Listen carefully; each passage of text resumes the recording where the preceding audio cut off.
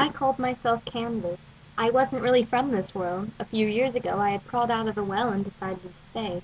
My friend had discovered Earth a few days earlier and had gone to investigate, but she never returned.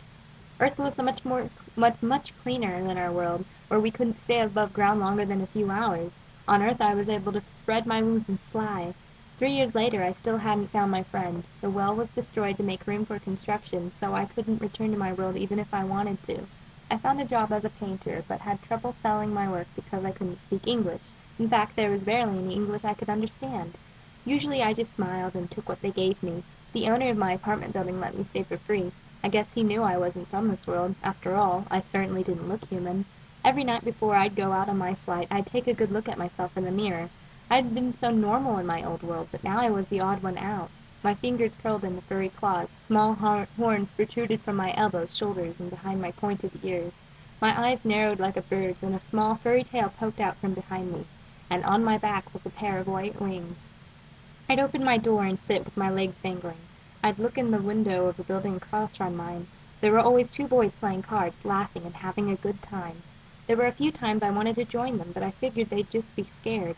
After a few minutes I would leap into the window and out of the window and float gracefully into the air, up, up, up, until the city was only a few tiny lights. Then I would soar back and forth, performing somersaults through the air. I loved flying more than anything, and that was my routine, for a while at least. One morning on my way home I heard screams. I followed them and soon found myself hovering over an alley. The two boys in the building across from mine were cornered by two guys in masks. One boy was on the ground, holding his small hands over his heart. The other stood in front, his arms spread wide to protect his friend. I noticed the masked men had knives, and immediately lunged toward them, knocking them over. I motioned for the boys to leave, and only then did I notice the smaller boy had grown pale. Crying, the older boy picked up his friend and stumbled away. I lunged for one of the attackers' weapons. All I got was a thump on my head before everything went black. When I woke up, the sun was already low in the west. Those guys! I began to cry. They had killed that poor boy. They had ended another's life. Then I began to wonder. Why hadn't they killed me? I stood dizzy. I immediately felt terrible pain in my back.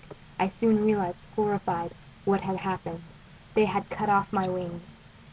I eventually wandered up to my apartment, where I rinsed off, cleansing the gaping wound on my back. There was only a few pieces of bone and feather left. My beautiful wings were gone. They would never grow back. I stumbled to a corner in the room and cried. When the sun was completely gone I wandered to my window. It was still open, and I could feel the night breeze flowing around me, as if asking me to dance. I knelt down and leaned out the window. I folded my arms under my chin and rested, staring sadly into the sky. After a moment my gaze wandered to the building across from mine. I looked into the window where the two little boys would sit and play. One boy sat there and peered out the window with a lonely expression on his face.